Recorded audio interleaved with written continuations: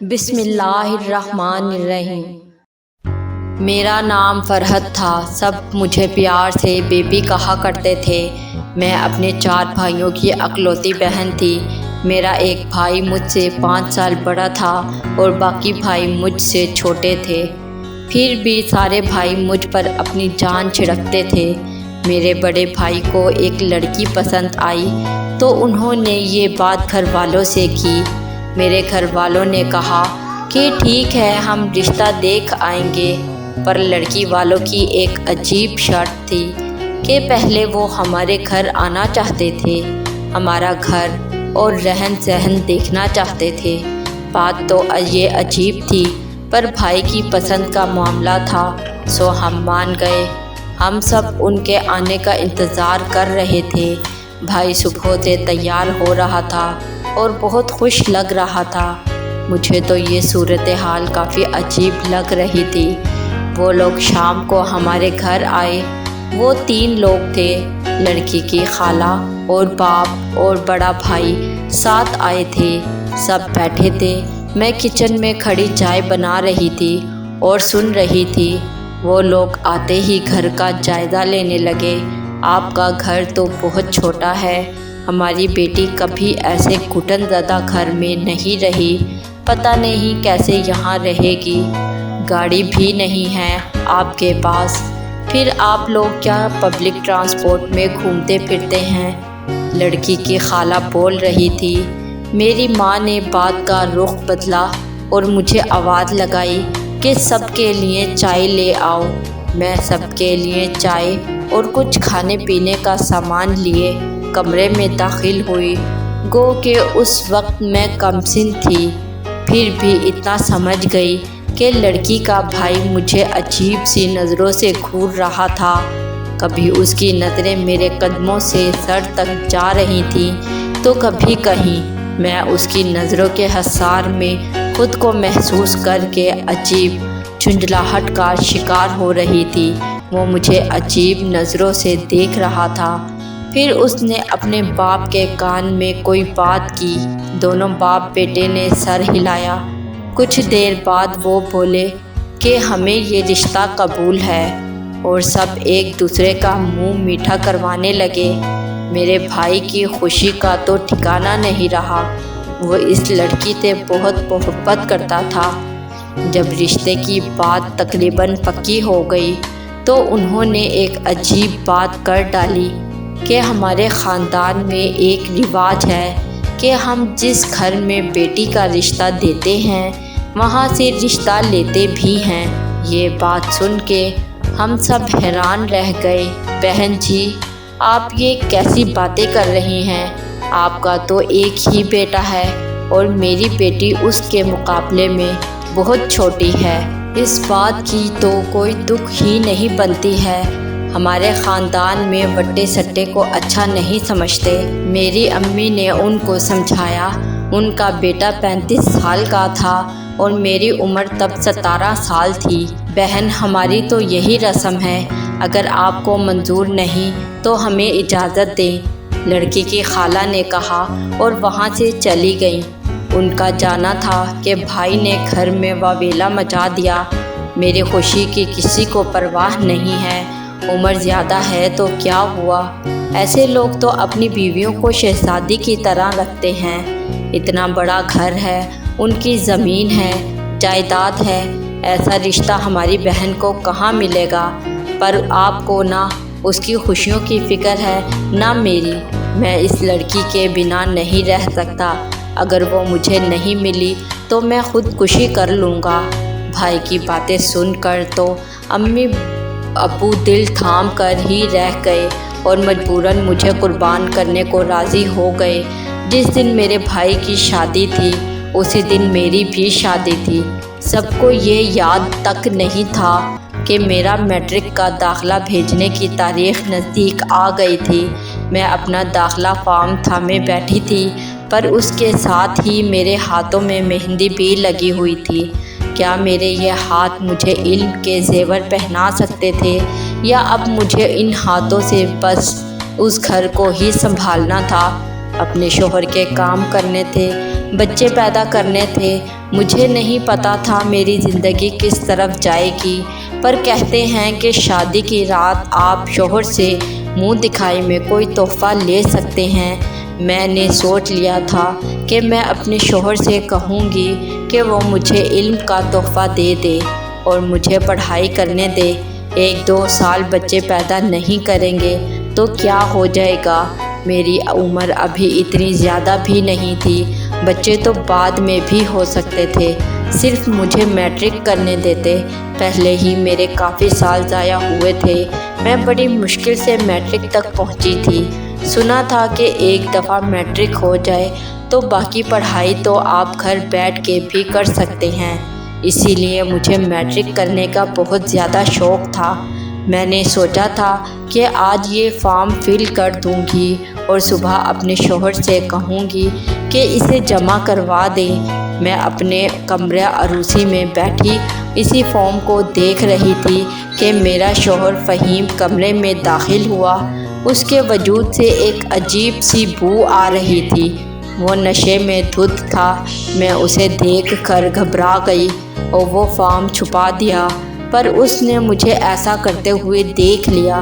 وہ میری طرف بڑھا اور بے دردی سے مجھے میرے بالوں سے پکڑ کر اپنی نظروں کے سامنے کر لیا اور پوچھنے لگا کہ یہ کیا چھپا رہی ہو مجھ سے؟ میں 17 سال کی کم سن لڑکی، ایک دن کی دلہن تھی۔ میں بری طرح ڈر گئی اور کہنے لگی کہ کچھ نہیں ہے، کہیں اپنے کسی یار کی محبت کی داستان تو نہیں چھپا رہی؟ کہیں محبت نامہ تو نہیں ہے جس کے اندر اس نے تیرے بارے میں تعریفیں لکھی ہیں اور تو یہاں بیٹھ کر ان کو پڑھ رہی تھی؟ پر میں آ گیا ہوں تو چھپا رہی ہے۔ خط ہے کیا کسی کا؟ اس کا مطلب شادی سے پہلے کسی اور کے ساتھ رابطے میں تھی، پھر ماں باپ نے تجھے میرے متھے مر دیا۔ آج کل کے تو یہی حالات ہیں، جس لڑکی کو دیکھو اس نے کہیں نہ کہیں ٹانکا فکس کیا ہوتا ہے۔ تو بھی ایسی نکلی، لیکن میری بیوی ایسی نہیں ہو سکتی۔ اگر مجھے یقین ہو گیا کہ تیری زندگی میں مجھ سے پہلے کوئی اور ساتھی تھا تو میں تجھے اپنی زندگی سے نکال دوں گا۔ میرا شوہر نشے میں تھا، تبھی تو اتنی سی بات کو اتنا لمبا کھینچ رہا تھا اور سب کچھ ختم کرنے کو تیار تھا۔ یہ بھی بھول گیا کہ آج ہی تو ہماری شادی ہوئی تھی اور آج ہماری شادی کی پہلی رات تھی۔ اس نے میرے ہاتھ سے وہ کاغذ چھینا تو میں نے بتایا کہ یہ میرا داخلہ فارم ہے، مجھے پڑھنے کا بہت شوق ہے اور میں بہت لائق ہوں پڑھائی میں۔ وہ میری اس بات پر ہنس دیا اور اس کاغذ کو پھاڑ کے ایک طرف پھینک دیا۔ اب اسکول اور پڑھائی کے خواب دیکھنا چھوڑ دے لڑکی۔ اس نے مجھے اپنی طرف جھٹکا، میرے بال اور میک اپ خراب کر ڈالا اور مجھے دیوار کی طرف دھکا دیا۔ میں دیوار سے ٹکرا کر بیڈ پر جا گری اور وہیں پڑے ہوئے رونے لگی۔ اس نے مجھ سے وہاں سے بھی جھٹک کر اٹھایا اور زمین پر پٹخ دیا۔ خود وہ بیڈ پر اوندھا جا گرا اور نشے کی وجہ سے سو گیا۔ مجھے اپنے وجود پر کئی زخم اور خراشیں محسوس ہو رہی تھیں۔ میری چوڑیاں میری کلائیوں کو زخمی کر کے ٹوٹ گئی تھیں۔ میری ساری رات ڈری سہمی زمین پر بیٹھی روتی رہی۔ مجھ میں اتنی ہمت بھی نہیں تھی کہ میں بستر پر جا کر ہی سو جاتی۔ صبح دروازے پر دستک ہوئی، میں نے دروازہ کھولا تو وہ میرے سسر تھے۔ مجھے علم نہیں تھا کہ ان کا یہ سوال کرنا معیوب کے زمرے میں آتا تھا کہ بیٹا تمہاری رات کیسے گزری؟ میں نے کوئی جواب نہیں دیا۔ انہوں نے کہا کہ اس وقت میں چائے پیتا ہوں، میرے لیے چائے بنا دو۔ میں نے کہا جی ابو جی، اور چائے بنانے چلی گئی۔ کہتے ہیں کہ آپ کے سامنے کوئی رو رہا ہو تو آپ کو پتہ چل جاتا ہے، کسی کی آنکھوں میں آنسو ہو تو دوسرے شخص کو پتہ چل ہی جاتا ہے اور وہ پوچھ ہی لیتا ہے کہ کیوں رو رہی ہو۔ آخر یہ میرے شوہر کا باپ تھا ہی، صرف یہی میرے شوہر کو ڈانٹ سکتا تھا یا اس سے سوال کر سکتا تھا۔ جو منظر میں نے رات کو دیکھا اس کے بعد میرے اندر تو اتنی ہمت نہیں تھی کہ میں اس سے کوئی سوال کرتی۔ میرے سسر نے مجھے دیکھا بھی کہ میں نے ابھی تک عروسی جوڑا ہی پہن رکھا ہے، میرے چہرے پر بھی خراشیں لگی ہیں اور رونے کی وجہ سے آنکھیں بھی سوجی ہوئی ہیں، لیکن انہوں نے اس بات کو محسوس ہی نہیں کیا۔ اگلے دن میں بہت پریشان تھی۔ جیسے ہی فہیم کمرے سے نکلا، میں نے اپنے داخلہ فارم کے دونوں ٹکڑے اٹھائے اور ان کو جوڑا۔ سوچا کہ آج اسے خود ہی جمع کروا آتی ہوں، لیکن مجھے گھر سے نکلنے کا کوئی موقع نہیں ملا۔ میرے سسر کا رویہ میرے ساتھ کچھ عجیب تھا۔ وہ مجھے عجیب فرمائشیں کرتے تھے۔ کبھی کہتے میرے سر میں تیل لگا دو، کبھی کہتے میری ٹانگیں دباؤ، تو کبھی مجھے سج دھج کر رہنے کی تلقین کرتے۔ کہتے فلاں رنگ مجھے پسند ہے، اس رنگ کا جوڑا پہن کر آؤ۔ مجھے ان سے گھن آنے لگی تھی۔ میرے شوہر کو تو میری فکر نہیں تھی، وہ تو مجھ سے شادی کر کے جیسے مجھے بھول ہی گئے تھے۔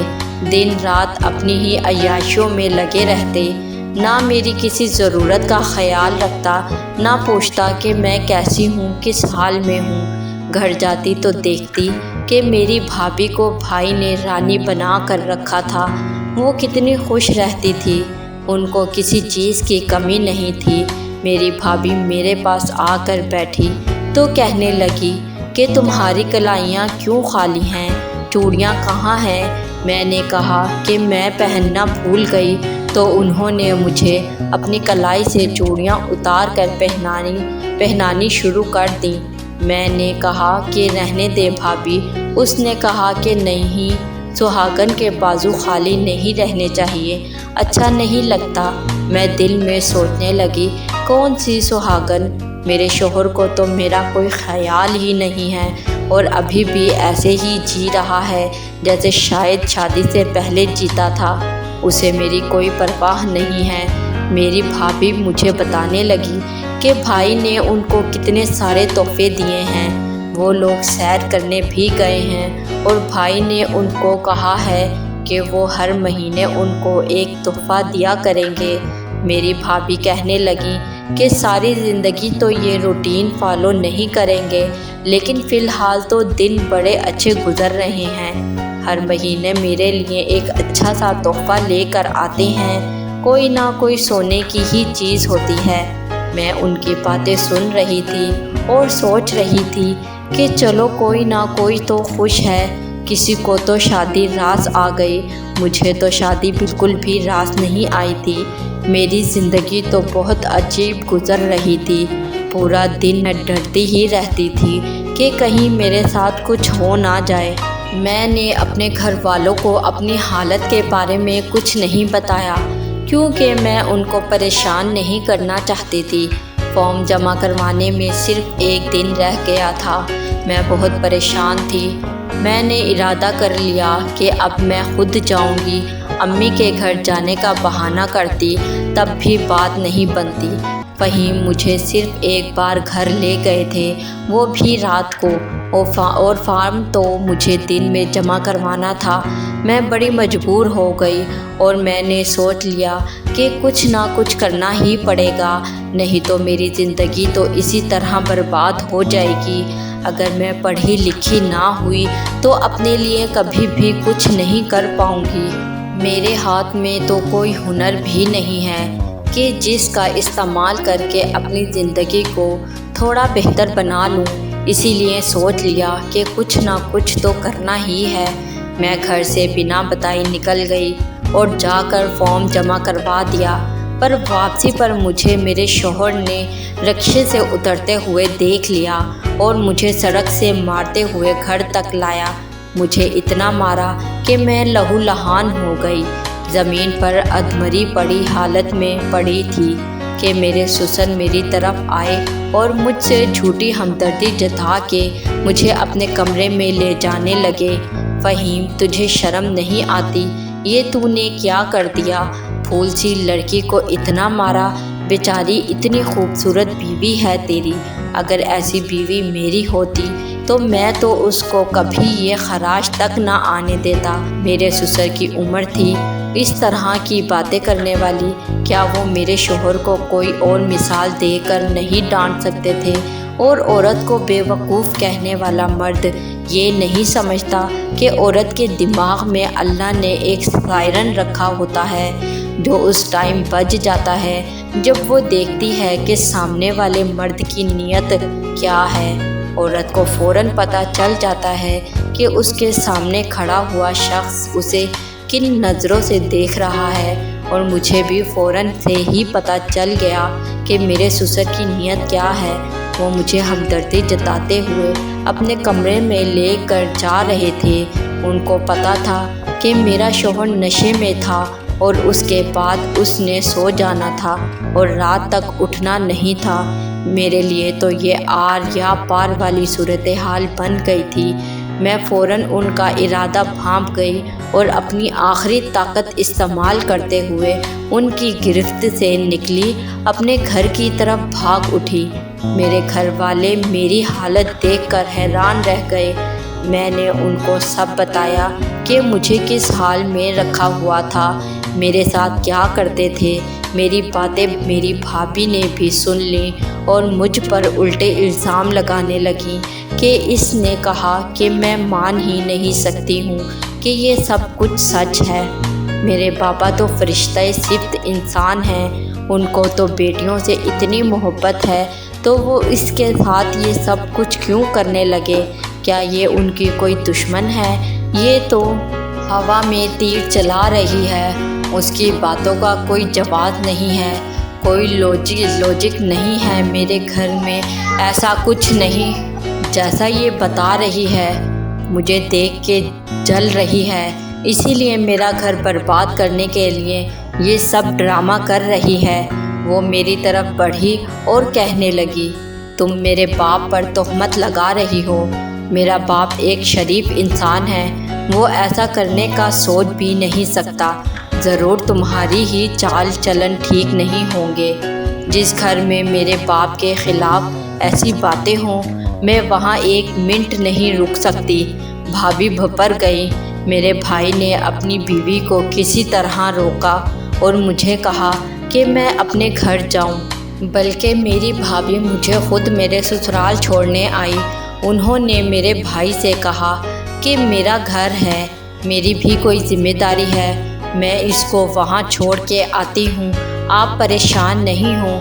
اور مجھے فہیم کی طرف جھٹک کر بولی کہ ایک بیوی نہیں سنبھالی جاتی تم سے، جانے وہاں یہ کیا کیا باتیں کرتی رہی ہے اور تم یہاں آرام سے بیٹھے ہو۔ فہیم نے کہا کہ مجھے پتہ ہے اب اس کا کیا کرنا ہے۔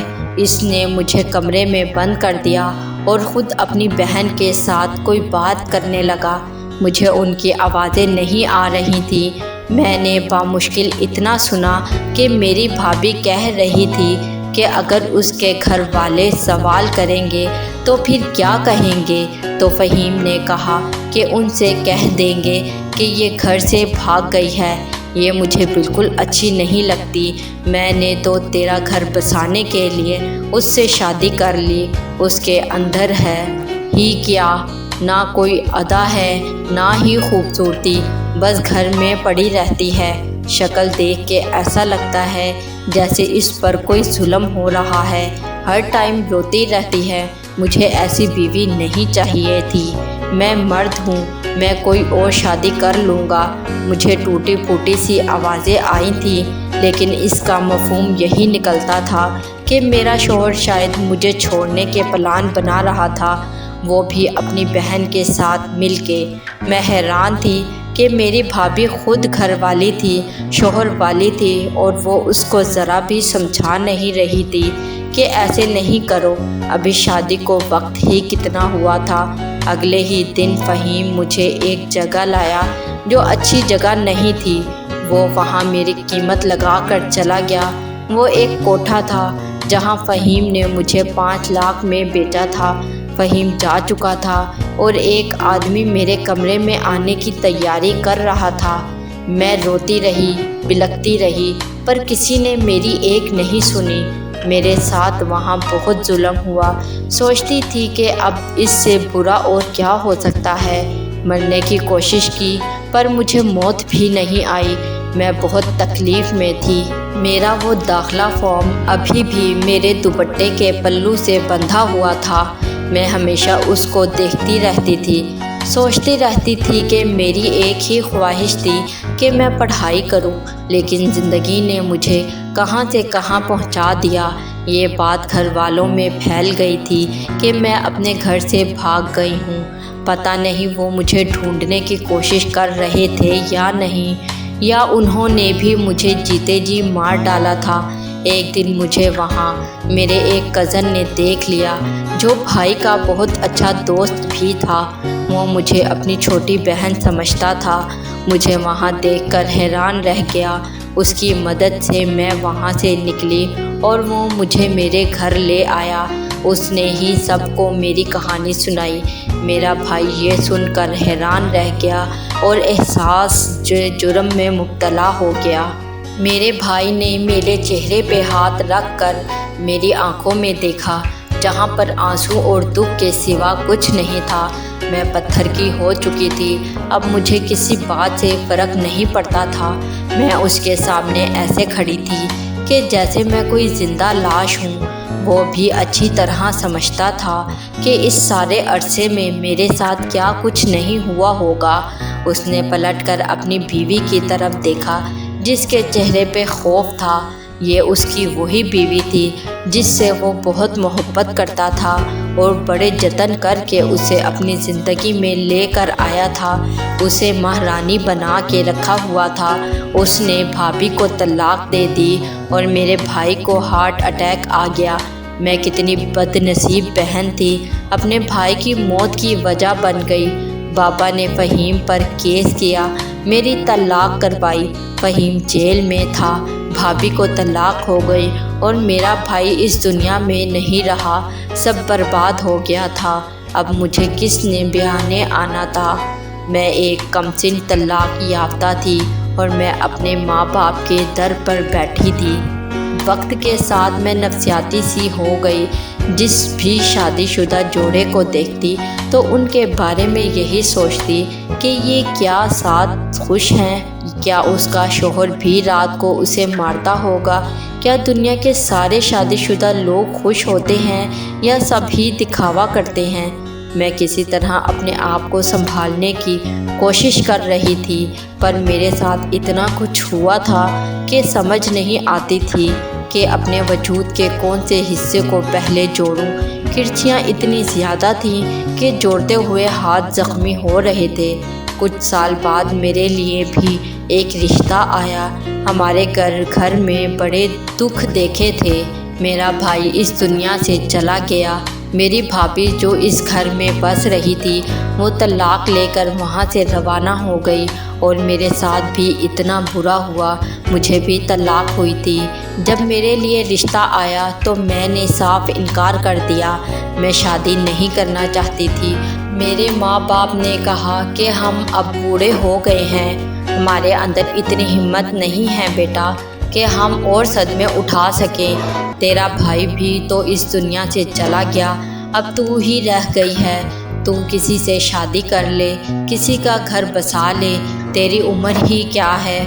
اگر اپنی آخری عمر میں ہم تجھے یوں اجڑا ہوا دیکھتے رہیں گے تو ہم بھی اس دنیا سے چلے جائیں گے۔ اپنے ماں باپ کی آخری خواہش اور منت مان کر میں نے شادی کے لیے حامی بھر دی، پر میں ابھی بھی وسوسوں کا شکار تھی کہ پتہ نہیں میرا شوہر کیسا ہوگا، میرے ساتھ کیا رویہ رکھے گا، کیا اب وہ بھی مجھے شادی کی پہلی رات مارے گا۔ پر میری شادی ایک اچھے انسان سے ہوئی جس نے مجھے بہت پیار اور محبت سے رکھا ہوا تھا۔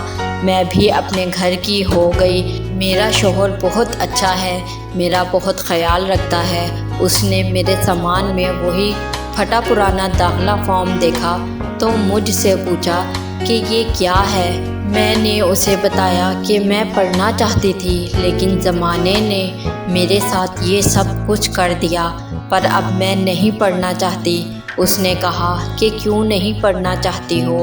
میں تمہارا داخلہ کرواؤں گا اور تمہاری پڑھائی پوری کرواؤں گا۔ جب اس نے یہ بات کی تو میں حیران رہ گئی اور سوچنے لگی کہ کیا واقعی دنیا میں اچھے لوگ بھی ہوتے ہیں۔ میرے شوہر نے میرا داخلہ کروایا، میں نے میٹرک کیا اور اس کے بعد گھر بیٹھ کر FA اور BA کرنے کے بعد میں نے MA بھی کر لیا۔ جب تک MA کی ڈگری میرے ہاتھ میں آئی، میری گود میں ایک پیارا سا بیٹا بھی آ گیا تھا۔ میں نے اپنے گھر کو، پڑھائی کو اور بچے کو سب کو مینیج کیا۔ میں حیران تھی کہ میرے اندر اتنی ہمت کہاں سے آ گئی۔ شاید ماں بننے کا اثر تھا کہ میں نے اپنی زندگی میں اپنے ساتھ اتنا سب کچھ ہوتے ہوئے دیکھا، لیکن پھر بھی اتنی ہمت کر لی۔ یہ سب کچھ میرے شوہر کی وجہ سے ہوا۔ دنیا میں سب لوگ برے نہیں ہوتے۔ اگر آپ کا پالا کسی ایک برے مرد سے پڑ جائے تو اس کا مطلب یہ نہیں کہ دنیا کے سارے مرد برے ہوتے ہیں۔ یہ ساری دنیا تو برے انسانوں سے بھری ہوئی نہیں ہے۔ اس دنیا میں اچھے انسان بھی ہیں، تبھی تو یہ دنیا چل رہی ہے، ورنہ یہ دنیا کب کی ختم ہو چکی ہوتی۔ اپنی اولاد کو دیکھتی ہوں، اپنے ہم سفر کو دیکھتی ہوں، اپنے سر پہ تعلیم کا تاج دیکھتی ہوں تو بس یہی سوچتی ہوں کہ شاید مجھے میرے صبر کا پھل مل گیا ہے۔ لیکن ایک بات آخر میں ضرور کہوں گی کہ خدا را وٹے سٹے کی شادیوں میں یوں لڑکیوں کو قربان نہ کیا کرو۔